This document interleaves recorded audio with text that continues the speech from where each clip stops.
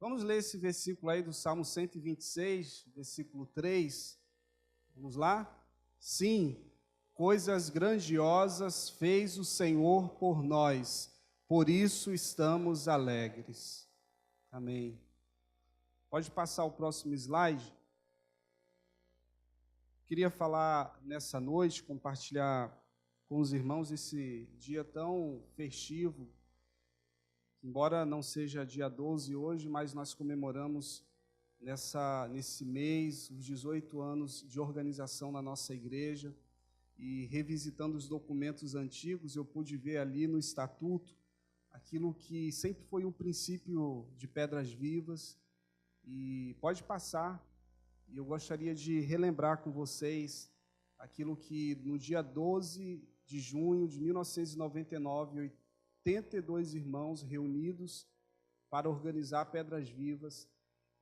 Lá no artigo 2º da igreja, diz que a Igreja Batista Pedras Vivas, doravante nesse estatuto designada por igreja, tem por finalidade expressar a glória de Deus, levar os seus membros à unidade de pensamento, comunhão e crescimento constante na vida cristã, equipando seus membros para fazer outros discípulos de Cristo, continuadores deste propósito até os confins da terra.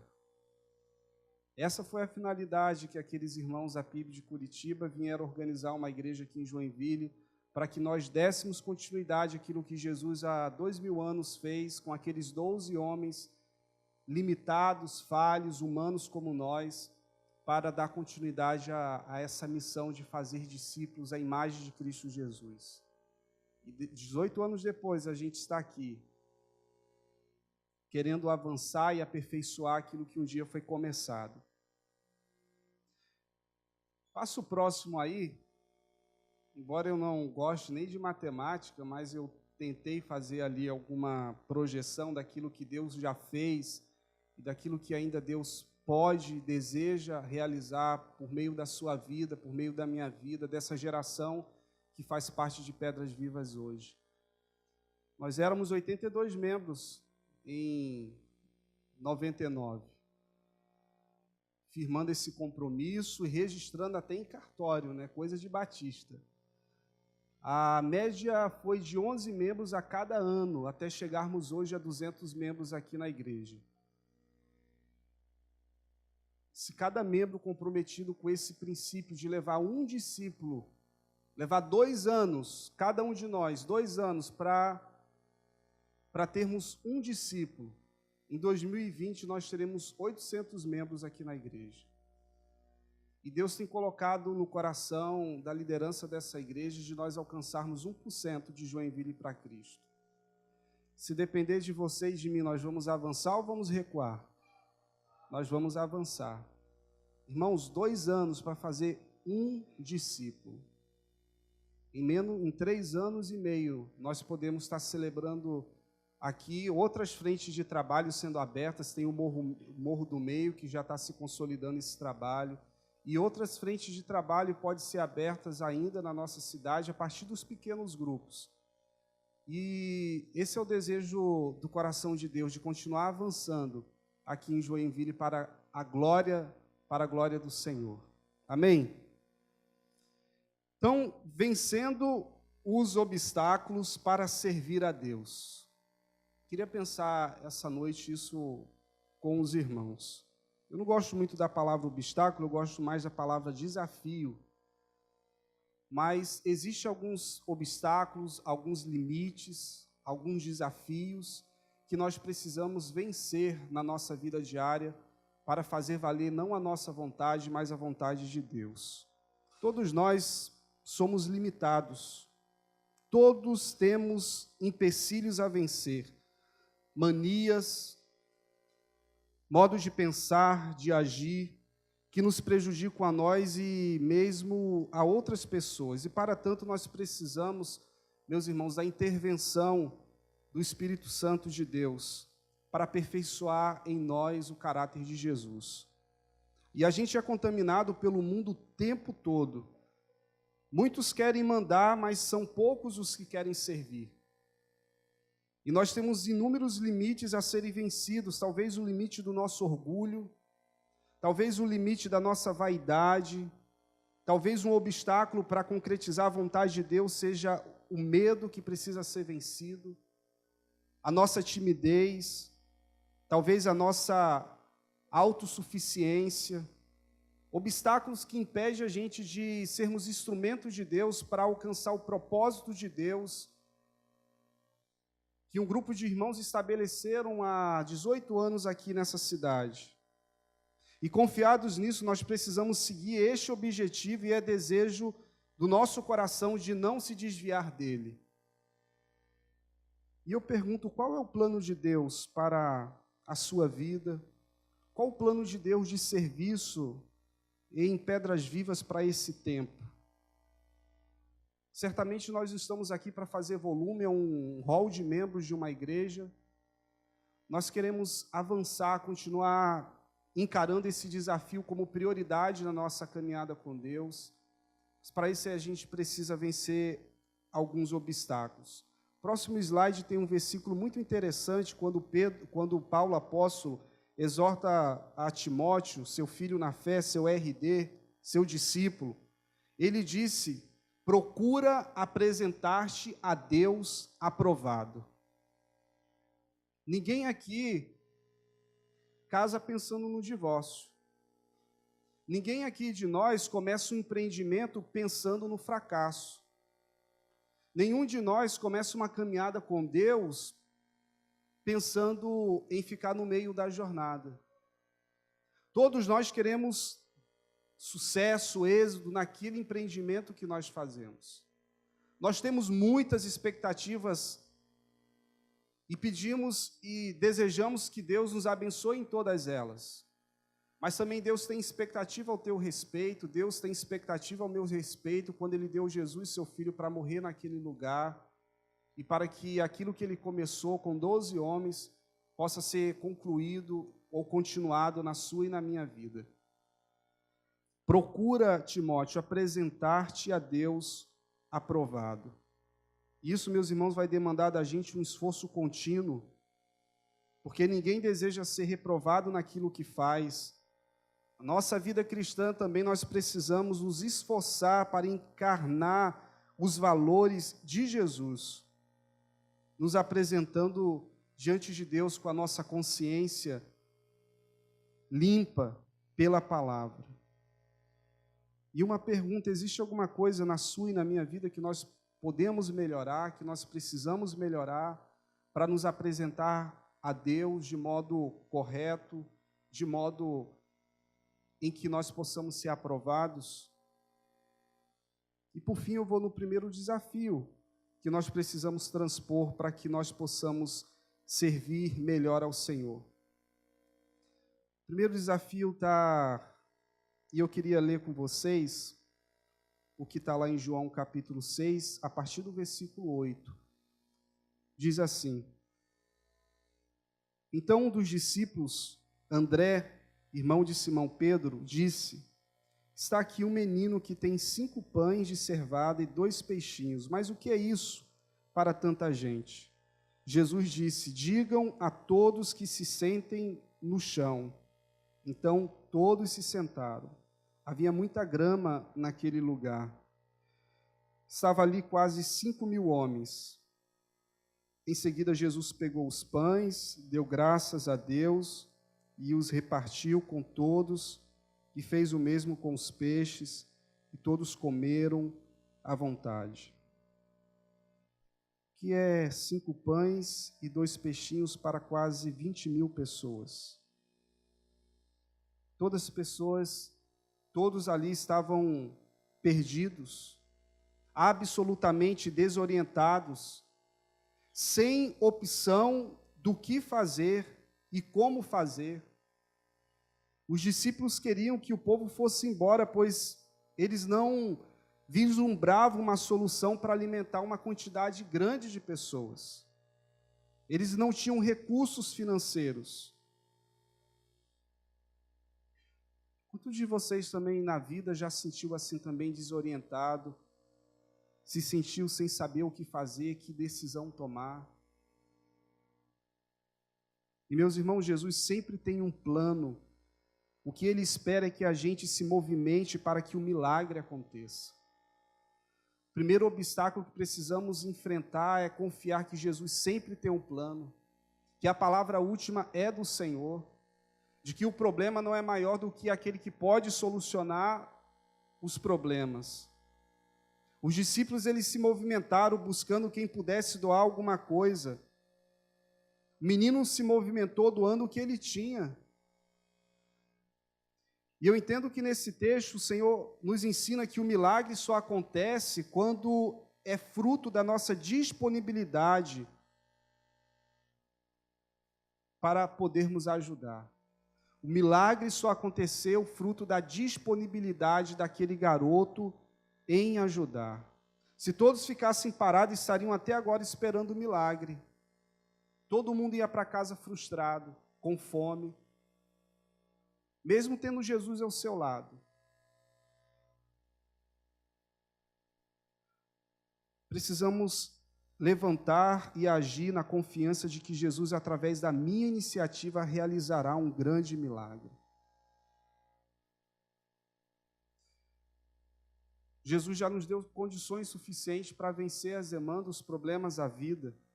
Jesus ficou esperando qual seria a reação dos discípulos, e os discípulos falaram: Jesus, e aí, o que a gente faz? Manda embora ou dá de comer?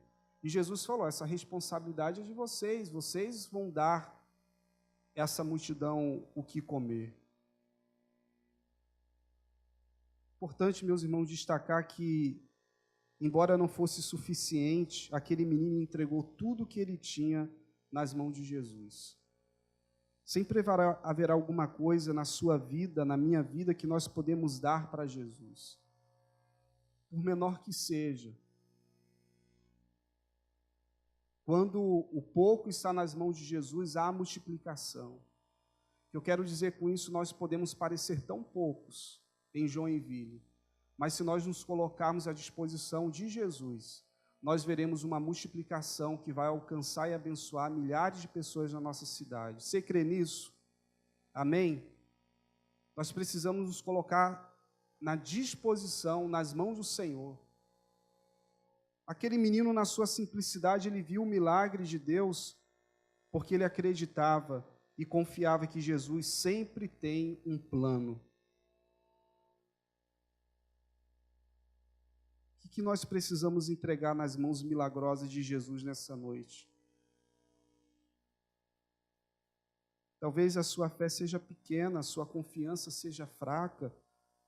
Entregue-se sem reservas e você verá o milagre de Jesus se descortinando também na sua vida. Talvez não seja o suficiente que você tenha para entregar para Jesus, mas comece fazendo o que é possível e nós veremos Deus agindo na nossa vida. Talvez você se sinta tão pequeno como aquele garoto. Mas, meus irmãos, quando a gente, mesmo sendo pequenos, Deus ele usa as coisas fracas desse mundo para envergonhar as fortes. Deus usa as coisas loucas desse mundo para envergonhar aquelas que pensam ser alguma coisa. Permita que Deus use a sua vida para que esse sonho de Jesus, esse sonho de Deus continue sendo uma realidade aqui na nossa cidade de Joinville, e que outras vidas sejam alcançadas pela tua disponibilidade de servir a Deus com a tua vida, com a tua casa, com os teus recursos, com os teus dons. Segundo empecilho, ou segundo limite, ou segundo desafio que nós precisamos vencer para melhor servir a Deus, e eu gostaria de ler o texto de João 21, 15 e 18. Depois de comer, Jesus perguntou a Simão Pedro: Simão, filho de João, você me amas realmente mais do que estes? Disse ele: sim, Senhor, tu sabes que te amo. Disse Jesus: cuida dos meus cordeirinhos. Novamente Jesus disse: Simão, filho de João, você realmente me ama? Ele respondeu: sim, Senhor, tu sabes que te amo. Disse Jesus: pastoreia as minhas ovelhas. Pela terceira vez, ele lhes disse: Simão, filho de João, você me amas? Pedro ficou magoado por Jesus ter lhe perguntado pela terceira vez: você me amas? E lhes disse: Senhor, tu sabes todas as coisas e sabes porque eu te amo. Disse-lhe Jesus: cuide das minhas ovelhas. Meus irmãos, é claro a mudança de paradigma na vida de Pedro após esse saculejo de Jesus. Pedro era um homem crente, um bom membro de igreja, muito bem intencionado, sempre proativo, mas ele queria mais. Ele foi confrontado em amor por Jesus, porque ele desejava se parecer realmente com Cristo.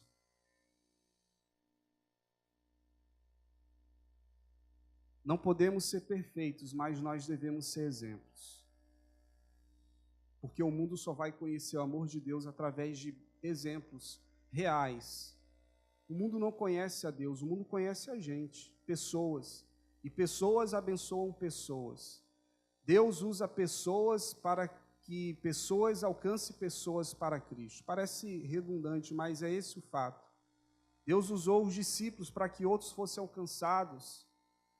E usou mais 70, e depois eram 120, depois eram mais 3.000, e muitas vidas foram alcançadas, porque pessoas se disponibilizaram para serem usadas por Deus, porque pessoas como Pedro foram saculejadas por Deus, por Jesus, para fazer mais. A medida do amor é amar sem medidas, vai dizer Santo Agostinho. Não existe um tempo na sua e na minha vida que a gente possa dizer: eu não preciso mais amar a Deus, eu não consigo amar a Deus mais do que eu amo. Se a gente for ali no braço do mar, com um copinho de água, a gente vai trazer um copinho de água. Se a gente for ali com um balde de água, a gente volta com um balde de água. Se a gente for ali com um caminhão-pipa de água, a gente volta com um caminhão-pipa de água, porque tem água que a nossa mente não pode calcular a quantidade de água. A questão é com qual tipo de recipiente nós temos ido até a fonte da água viva, que é Jesus, e dele bebido e se abastecido, para que em nós possa jorrar essa fonte de água viva, dos valores de Jesus, ao ponto que as pessoas consigam enxergar não apenas o homem, a mulher, o adolescente, limitado que somos, mas consigam enxergar o Filho de Deus habitando em nós e vendo a transformação na nossa vida, e a nossa vida servindo de ponte para que essas pessoas possam atravessar o outro lado e conhecer que existe um Deus vivo. Foi inusitado, mas eu recebi uma visita de Jesus. Preguei lá no Morro do Meio e, de repente, um bêbado apareceu. Um bêbado, não aguentava em pé. Aí eu quero falar com o pastor da igreja. Aí ele olhou para mim: você é o pastor da igreja? Olha, eu sirvo como pastor aqui na igreja, sim. Aí a gente foi sentar, foi conversar. E daqui a pouco, no momento, não era eu que estava pregando para ele, era o bêbado que estava pregando para mim. E aí daqui a pouco o bêbado se despertou, estava quase dormindo com o olho gasto. E aí depois ele começou a ter um olhar mais profundo, mais direcionado, e ele falou assim: você sabe quem está aqui, meu filho? Eu falei: sim, eu bebo fulano de tal, você me disse o seu nome. Aí ele repetiu a segunda vez: você sabe quem está aqui? Eu falei: sim, seu nome não é fulano tal? Aí ele falou: você me conhece. E aí ele começou a falar várias coisas que eu nem compartilhei com a minha esposa. E aí eu falei: esse bêbado deve estar endemoniado, querendo me afrontar, ou então o que está acontecendo? Depois eu acabei de pregar e agora o bêbado quer me pregar.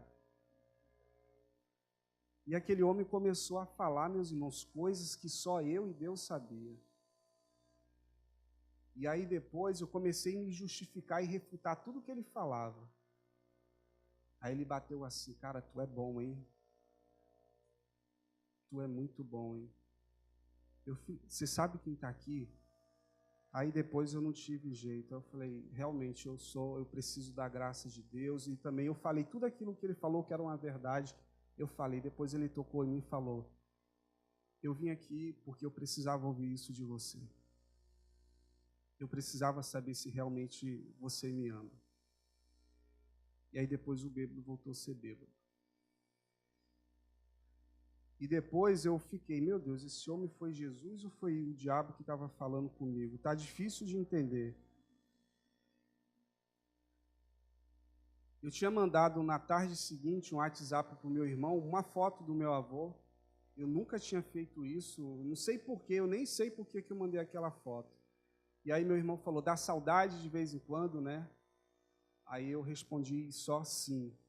E aí eu voltando para casa, eu falei, Senhor, eu vou, que nem Gideão, eu vou querer saber, eu queria uma mensagem do céu no meu WhatsApp para saber se aquilo foi o Senhor que me falou ou se foi coisa da minha cabeça. E aí quando eu abri a mensagem, e eu falei, eu gostaria que isso fosse algo real para a minha vida. E quando eu abri o WhatsApp, eu fiz uma pergunta clara, foi o Senhor ou não? Eu só quero uma resposta sim ou não. E aí quando eu tinha esquecido da resposta, meu irmão me recebeu, aí estava a mensagem lá em cima, sim. Eu mesmo mandei aquela mensagem, Deus me usou a mim mesmo para mandar aquela mensagem que eu não entendia, porque eu mandei para o meu irmão, dizendo sim, foi eu que preguei para você e visitei você naquela noite. Irmãos, eu estou dizendo isso porque esse amor de Deus, ele precisa nos saculejar de vez em quando. Ele precisa dar um sacode na nossa vida, porque a gente se acostuma com Deus. Foi isso que Deus fez com Pedro, foi isso que Jesus fez com Pedro, por amá-lo. Jesus não podia permitir que a vida de Pedro continuasse apenas como um bom membro, como um bom discípulo. Ele queria impactar, ele poderia impactar outras vidas, mas precisava ser saculejado por Jesus. Esse amor de Deus que nos constrange, que nos faz amá-lo cada vez mais e errar cada vez menos. Por isso que Pedro admite que ama Jesus, e por isso que Jesus admite que o amor peca, que o amor trai, que o amor nega, que o amor se engana, que o amor se enfraquece, pode ser egoísta, é capaz do impensável, que o amor é passível de repetir o mesmo erro, não apenas 3 vezes, mas 70 vezes 7. Jesus não está procurando perfeição, mas apenas um amor que pudesse ser aperfeiçoado no próprio amor, no caminho, um amor sincero. E Jesus pergunta, tu me amas? Pergunta Jesus 3 vezes. Ao que Pedro responde dizendo humilhadamente um sim, cheio de vergonha, e até se sentindo um sem caráter por ainda ter coragem de confessar o amor tendo negado. Pedro ama, meus irmãos. Ama com o amor que é dele, com o amor que luta para ser amor no chão raso da sua alma. Mas era amor. E isso não podia ser negado por Pedro. Ele admitia que negara Jesus, mas não podia admitir que não amava Jesus. E Jesus sabe que às vezes se ama apesar de tantas falhas. Jesus sabe que o único amor que ama sem nenhum apesar de é o seu próprio amor e o de mais ninguém. A resposta de Jesus para Pedro é de encorajamento, é de confiança. Jesus pergunta com agapau, o amor que se sacrifica, o amor que está disposto a ir até as últimas consequências. Pedro agapau e Pedro responde com filéus, eu gosto de você. E Jesus responde de novo. E antes de Jesus ir para a cruz, Pedro fez uma jura de amor, uma promessa de amor. Se for para ir para a cruz com o Senhor, eu também vou. Mas a gente sabe que Pedro negou 3 vezes. E mais uma vez, a segunda vez, Deus, agapau, tu me ama, tu ainda está disposto a sacrificar-se por mim. E Pedro, cheio de vergonha, responde com filéus, olha, eu achava que amava, mas eu gosto do Senhor. E aí Jesus responde pela 3ª vez, quer dizer que você só gosta de mim, Pedro? E Jesus responde, e Pedro responde, Senhor, tu sabes de todas as coisas. Tu sabes que eu te amo. Ele sabe que Pedro ama, meus irmãos, apesar de Pedro ser egoísta, apesar da sua vacilação, da sua pusilanimidade, do seu ímpeto inconsequente, da sua coragem pouco resistente, dos seus vícios de fuga, Jesus sabe que Pedro ama. E olha a responsabilidade que Pedro recebe de Jesus. Apacenta as minhas ovelhas, os meus cordeirinhos, esse povo que me ama como tu, que me ama e me trai, que me ama, mas que não se sustenta na hora da adversidade. Tu que agora sabes quem és, pastoreia com esse amor esses que me amam como tu me amas. E aí o versículo vai concluir lá no versículo 19, dizendo, agora vem e me segue.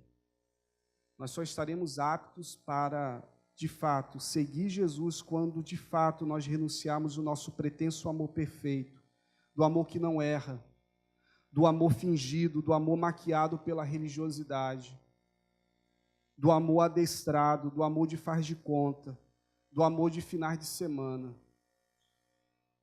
Deus e Jesus arriscou tudo por nós, a questão não é nunca pecar, e eu tenho dito muito isso, mas nunca perder a capacidade de se arrepender. Deus não espera de nós perfeição, mas espera de nós que nós sejamos exemplo dos fiéis. Deus sabe, não tem ilusões ao teu e ao meu respeito. Ele quer que esse amor seu, esse amor meu, o nosso amor que é imperfeito, seja aperfeiçoado nele que é perfeito. E meus irmãos, não entendam o que eu estou falando, eu não estou aqui massageando o nosso ego para a gente continuar com os nossos obstáculos, com o nosso pecado. E o que eu estou falando é a gente poder amar a Deus com amor sincero. Colocar diante de Deus as nossas imperfeições, permitir que esse amor de Jesus nos confronte e que dê um saculejo na nossa vida e a gente possa viver uma vida cristã autêntica, cumprindo com a nossa missão. Por último, meus irmãos, eu gostaria de compartilhar o terceiro desafio que nós precisamos ter, que é o de não fugir diante dos desafios da vida. Esse limite de queremos fugir ou de querer maquiar a realidade não convém a gente. Olha o que o texto de Marcos 10, versículo 20 vai nos dizer. Um jovem rico, mestre, desde criança eu tenho obedecido a todos esses mandamentos, respondeu o homem. Jesus olhou para ele com amor e disse, falta mais uma coisa para você fazer. Vá, venda tudo o que tens e dê o dinheiro aos pobres e assim você terá riqueza no céu. Depois, venha e me siga. Quando o homem ouviu isso, fechou a cara porque era muito rico e foi embora triste. Esse jovem, meus irmãos, revela alguém apenas bem intencionado, mas não comprometido com os valores do Evangelho. O que tem faltado para a gente, para você, para mim? O que tem faltado para nós sermos um seguidor de Jesus que leve a sério o estilo de vida proposto por Jesus Cristo? Compromisso que nós fizemos no batismo, no dia que nós levantamos as nossas mãos para servir a Jesus. O que tem impedido você que ainda não assumiu esse compromisso com Jesus de assumir nessa noite, entregando a tua vida sem reservas, entendendo que Deus tem um propósito para a tua vida, entendendo que Deus quer te usar para abençoar vidas, entendendo que Deus quer restaurar a tua vida, o teu casamento, os teus sonhos, os teus empreendimentos. Não importa que tenhamos de abrir mão por amor a Jesus, pois quando compreendemos que o temos, de fato, temos tudo o que precisamos, o resto dá para se viver, que não der para a gente viver sem a doce presença e companhia de Jesus. Aquele jovem ficou triste diante do desafio de priorizar os valores de Jesus. Quais são os desafios, meus irmãos, que Jesus tem para a sua vida? Quais as áreas da sua vida que ainda precisa ser fortalecida para que você seja um discípulo aprovado e que não tem do que se envergonhar? Vamos cantar mais uma canção. E eu gostaria de orar. Na verdade, o pastor Carlos vai orar. Pedir ele para nos dirigir a Deus em oração. A gente precisa se apresentar a Deus não de qualquer jeito, mas como pessoas aprovadas. Deus usa pessoas disponíveis, mesmo que sejamos limitados como Pedro, mesmo que sejamos, é um termo que os cariocas usam, um vacilão. Deus, ele usa pessoas imperfeitas como aqueles discípulos, eles impactaram todo o mundo. Em 50 anos que esse texto foi escrito, o texto que nós lemos, 50, 55 anos, já existiam dezenas de igrejas espalhadas em toda a Palestina, na Ásia Menor e parte da Europa, porque esses homens foram saculejados por Jesus. Em 3 séculos, mais de 55% de todo o Império Romano eram de pessoas cristãs, porque aqueles homens e mulheres, homens limitados como eles, falhos, cheios de imperfeições, mas eles se permitiram ser confrontados por Deus. Peça a Deus para encher o seu coração de sonhos, de um amor não teórico, mas um amor prático, em que nós possamos refletir o caráter de Jesus. Saiba, você nunca vai ser pequeno demais para ser usado por Deus. Mas também não se sinta grande quando Deus te usar, porque Ele usa vasos de barro. Nós somos tão frágeis, tão imperfeitos, mas Deus, aprove Deus nos usar, querer usar cada um de nós. Eu tenho sonhado de alcançar 1% de Joinville para Jesus. E eu tenho me desafiado a isso, a colocar na minha agenda, a me relacionar com pessoas e me relacionar de forma mais profunda e íntima com o Senhor. A escolha é sua, ir até Jesus e ser transformado ou voltar frustrado como aquele jovem rico. Ele não queria mexer na sua vida, na sua personalidade, nos seus valores. Ele não aceitou, ele não encarou os desafios que Jesus tinha para ele. E voltou frustrado, foi viver a vida dele.